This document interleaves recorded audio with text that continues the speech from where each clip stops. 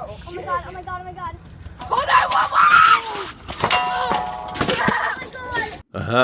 But not today. Today we have some decent recovery. I wouldn't say super strong.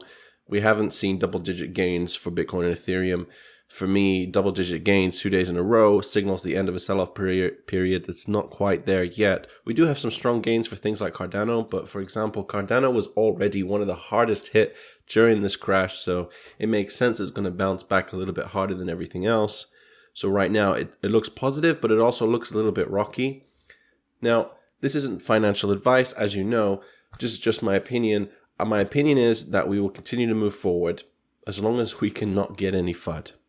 But with that said, let's see history.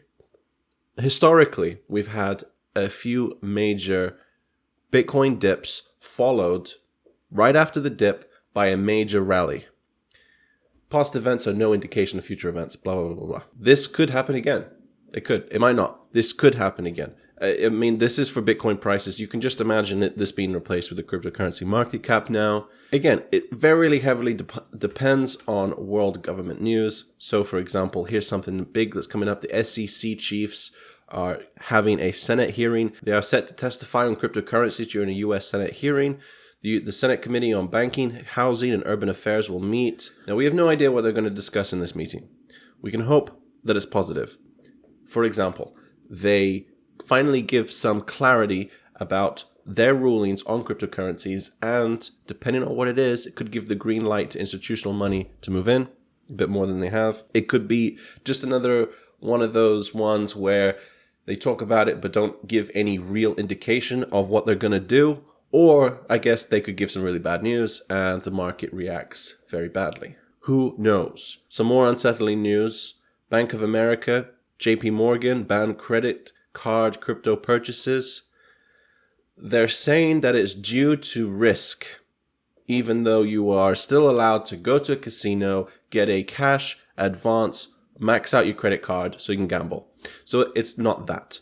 It is not that. They're also citing anti-money laundering, but in my mind, it's more because of they don't want you to leave the system. If you're gambling, it's okay, you're still in the system. Cryptocurrencies are leaving it, threatening. Maybe by the end of this year, we can see big banks banning wire transfers to and from places like Coinbase. I don't know. Hopefully not. I mean, I think it's unlikely. I think the backlash would be immense, but it's not outside the realm of possibilities. Bitmain, if you didn't know it, they sell the Antminers, the big Chinese mining company. They were accepting only Bitcoin Cash payments for their Antminers. The idea is that they like Bitcoin Cash because it preserves their ASIC boost technology, which they've patented.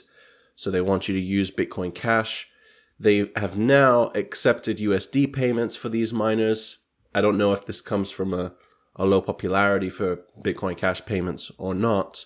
Now, I recognize that they've dedicated a lot of hash power to Bitcoin, but I still dislike Bitmain and any other giant pool that's using these Antminers. The reason being is I blame them for SegWit not being implemented in 2015, for dragging their heels about it. In my mind, to simply preserve their ASIC boost advantage, which SegWit gets rid of. So this is primarily one of the main reasons we haven't seen more innovation on Bitcoin in so many years, because we needed a transaction malleability fix, which SegWit does.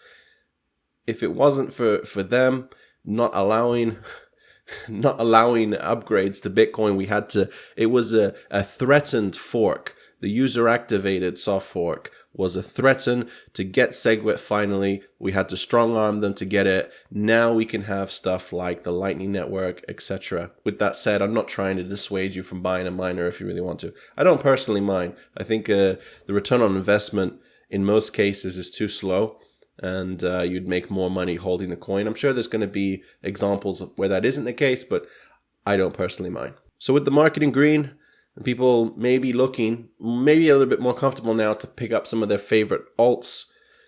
Here's some huge market cap coins that I like personally. Icon, Ethereum, Bitcoin. Yeah, I like it. Nano, VeChain, and EOS. Some of my favorites. Do I hold some of them?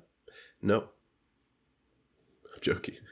Now, if you want mentality and trading advice, I cannot recommend this channel any higher. This is the guy primarily responsible for me being able to quit my day job to focus on YouTube full time. He is responsible for Fiat Daily. He gave me the idea, but he's mainly responsible for me having financial freedom. I wouldn't have done half as well with trading investments if it wasn't for his coaching, which he does almost daily. One of, if not the most underrated crypto channels out, especially in my opinion. Responsible for more millionaires per square inch than the next channel, I'll guarantee you that. I'll leave a link to him below.